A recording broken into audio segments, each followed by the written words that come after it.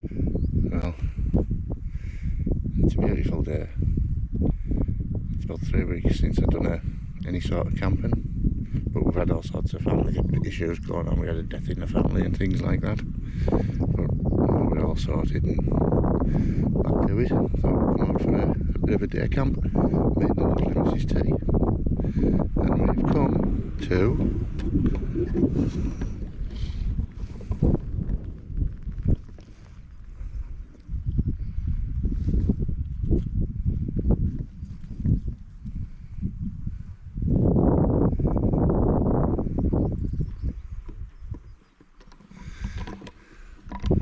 to our local shoreline just for a laugh. Nice day. Brought a kettle and everything with us, and we'll have ourselves a cuppa. Well, I've left the lovely Mrs. T underneath the tarp, and she's having a kip because it's so nice. It's just dead chilled and relaxed this afternoon. It's about 2 o'clock, the tide's just turned, so it's actually on its way back in again. Just gently lapping up against the rocks anyhow. I don't know how well the camera's picking it up. The headland that you can see in the far distance is St. Bay's Head, and just sort of like this side of St. Bay's Head, that's Whitehaven, to give you an idea of where we're at. And there's a railway line just following along the coast there, and it's affectionately known as Avalanche Alley.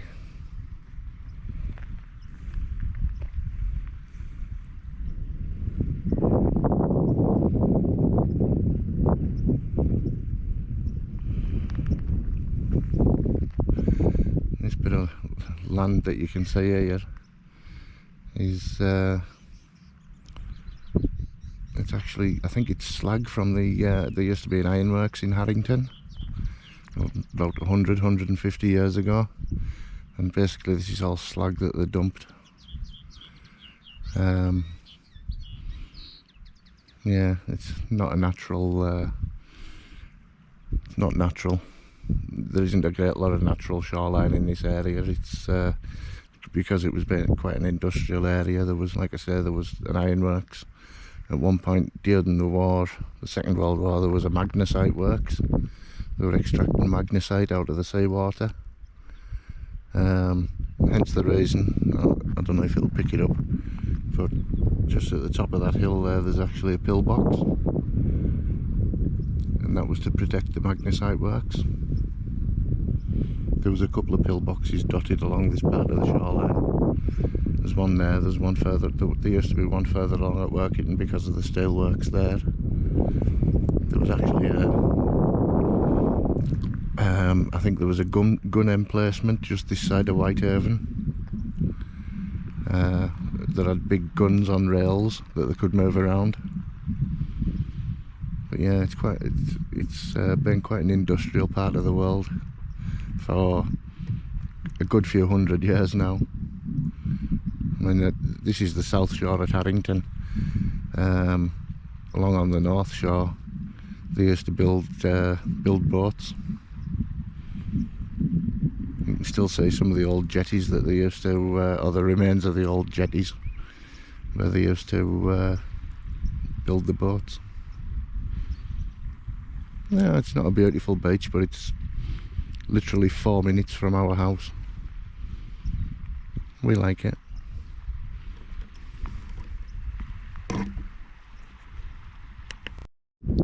Here's a bit of a closer view of the slag deposits just on the cliff faces here. You can see the different layers have been added.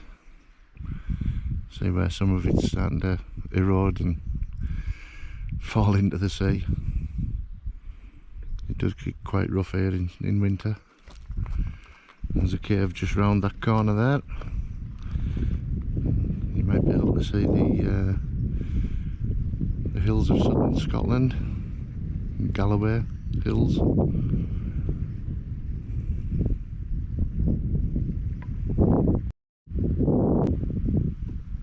You see some of the where they poured the slag onto the shoreline. You can see it's still discolouring the water, and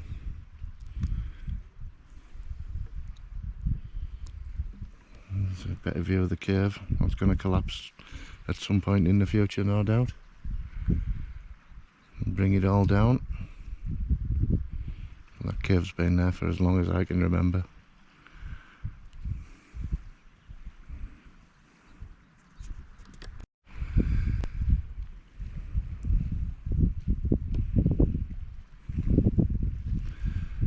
See in the distance there, that's the slag banks from the old Workington steel mills. They've landscaped them and covered them in grass now, and they're used for recreational use now.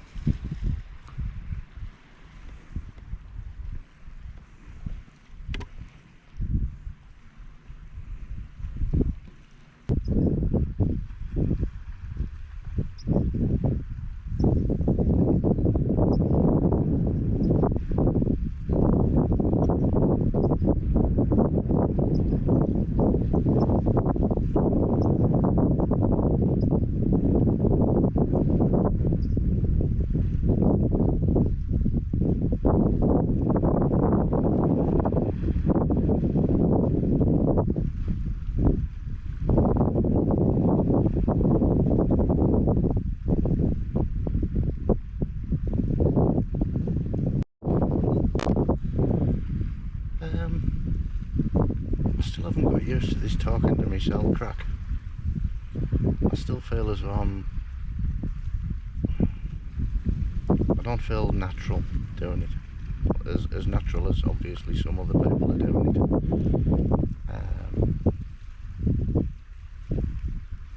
I welcome any feedback for tips on how to talk to yourself. That's basically what you're doing when you're talking to a camera, you're talking to yourself.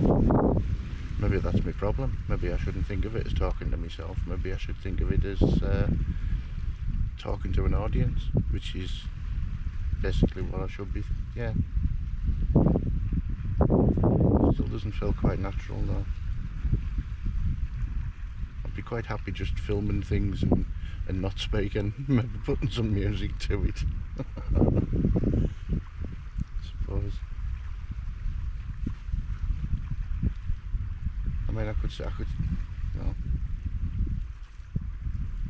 I could tell you a little bit about where we're at here. We're on the Solway Firth, which is sort of like northwest Cumbria. Lived here all my life, and I don't think I'd change a bit of it, to be honest. I've enjoyed my life. I've had a good life. I love where I live, and I'm happy to say that I do. I love where I live. I'm literally 5 minutes from the sea, and maybe 25 minutes from the nearest lake in the Lake District. It's about 25 minutes to Loweswater.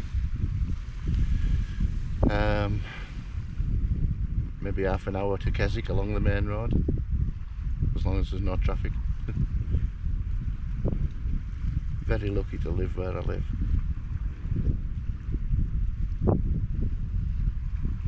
Started taking it a bit for granted in me while I was working and what have you, but now that I'm not working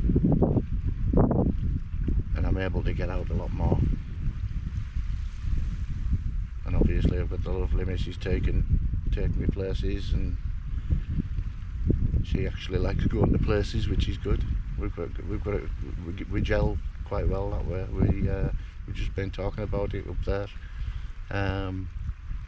It's good how we both think it's really good how we've got similar interests, and obviously I have little foible, strange stuff that she isn't into. She's got stuff that I'm not into, but for the main of it, we like doing stuff together. We enjoy it. We like getting out and camping and getting out into the lakes, just having even if it's just low level walking. So Mrs. T's registered disabled, so I'm afraid going on long hikes and high hikes is out, but if we can walk on the flat, she can manage that, no problem.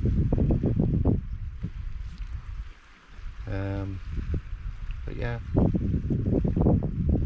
all feels a bit strange to be talking to a camera though. maybe have to change my mindset and start thinking that I'm talking to an audience, which is essentially what I'm doing.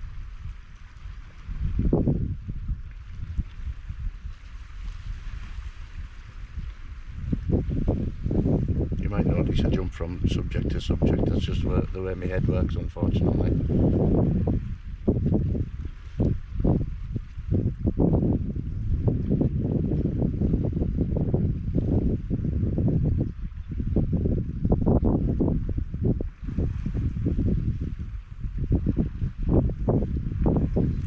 I'm sure you'll all agree that there's something calm and relaxing about listening to the waves lapping.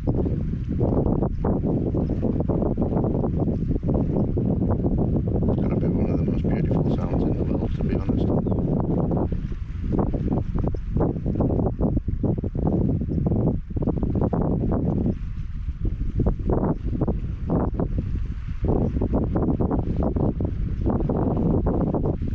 And obviously on stormy days it's waves crashing, and that's equally it's just an amazing sound. When we get some storms on here, we've had a few in the past few years, obviously, some of the real big name storms, and I've seen some of the storms hitting the pier, and the waves they've gone up 30, 40, 50 feet in the air as they've hit the pier. It's amazing to watch. You never get 2 days the same.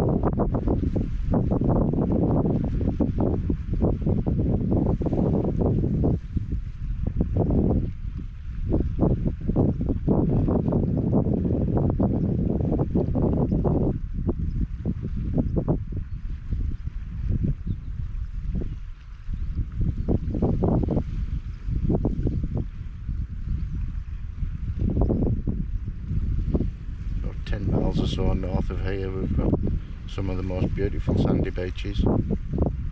I mean, sand for miles, it's just amazing. Good ice cream as well. Always worth a run out just to get some ice cream.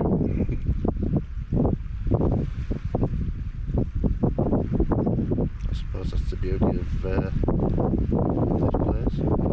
Everything's can be different. Like I say, no 2 days the same.